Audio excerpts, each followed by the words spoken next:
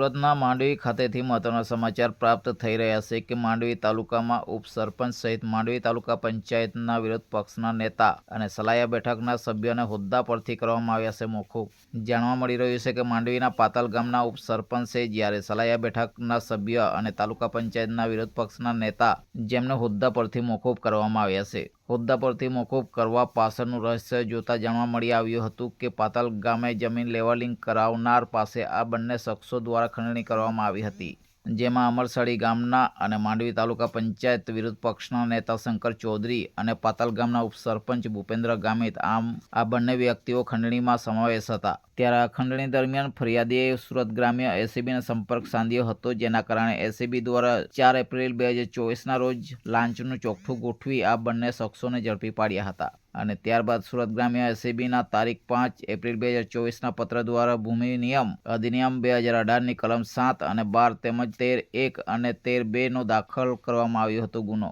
જો કે આ ગુના સંદર્ભે તાલુકા વિકાસ અધિકારી દ્વારા ઉપરોક્ત પત્ર દ્વારા જિલ્લા પંચાયત કચેરીને જાણ કરવામાં આવ્યું હતું, જેના કારણે ગુજરાત પંચાયત અધિનિયમ 1993ની કલમ 59(1) અંતર્ગત નૈતિક અધઃપતનના કારણોસર કાર્યવાહી કરવા સ્પષ્ટ અભિપ્રાય આપવામાં આવ્યો હતો, જેથી સુરત ગ્રામ્ય એસીબી દ્વારા રિમાન્ડની માંગણી કરતા કોર્ટ દ્વારા રિમાન્ડ મંજૂર કરવામાં આવ્યું હતું. ત્યારબાદ રિમાન્ડ પૂર્ણ થતાં નામદાર કોર્ટ દ્વારા રાજકોટ સબજેલ ખાતે જ્યુડિશિયલ કસ્ટડીમાં મોકલી આપ્યા હતા, જેથી રેગ્યુલર જામીનની માંગણી કરતા રેગ્યુલર જામીનનો હુકમ કરવામાં આવ્યો હતો. જો કે ભ્રષ્ટાચાર નિવારણ અધિનિયમ 1988 હેઠળ ઉપસરપંચ ભૂપેન્દ્ર ગામિત ન્યાયિક જેલમાં હતા, જેથી ગુજરાત પંચાયત અધિનિયમ 1993ની જોગવાઈઓને ધ્યાને લેતા કલમ 59(1) હેઠળ ગુનો કર્યો હોવાનું જણાઈ આવ્યું હતું, જેના કારણે જિલ્લા વિકાસ અધિકારી શિવાની ગોયલે ઉપસરપંચ ભૂપેન્દ્ર ગામિતને તેમજ તાલુકા પંચાયત સલાયા બેઠકના સભ્ય શંકર ચૌધરીને ગુના સંદર્ભે કાર્યવાહી ચાલે ત્યાં સુધી હોદ્દા પરથી મોકૂફ કર્યા છે.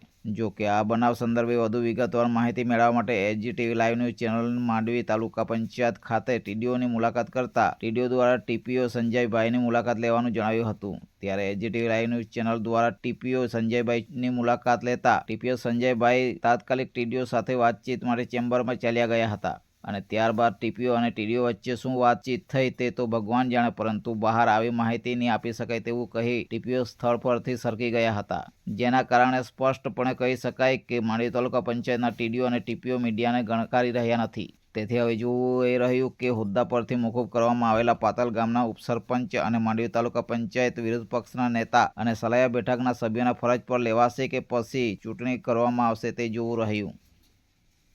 Bureau report, AGTV live news, Surat. હર હંમેશ સત્યની સાથે.